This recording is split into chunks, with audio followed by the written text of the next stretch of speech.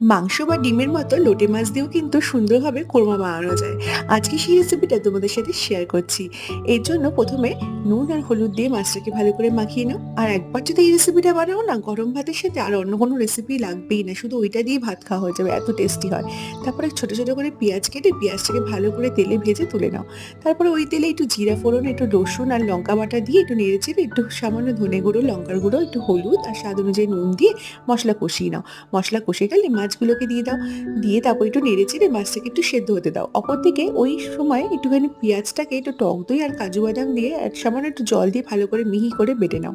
তারপরে মাছগুলো যখন সেদ্ধ হয়ে যাবে, চাইলে এই সময় কাঁটাগুলো তুলে নিও, আর না হলে আমার মতো কাটা সমেতই করে নিতে পারো। তারপরে এই বাটা পেঁয়াজটা দিয়ে ভালো করে একদম যতক্ষণ না জল পুরো শুকিয়ে যাবে ততক্ষণ মাছটাকে কষাতে থাকো। যখন ঝুরঝুরে হয়ে যাবে তখন ধনেপাতা ছড়িয়ে নামিয়ে নাও, ব্যাস রেডি। এরকম যদি মাছের কোরমা বাড়িতে বানাও না, সবাই খেয়ে আঙুল চাটবেই চাটবে।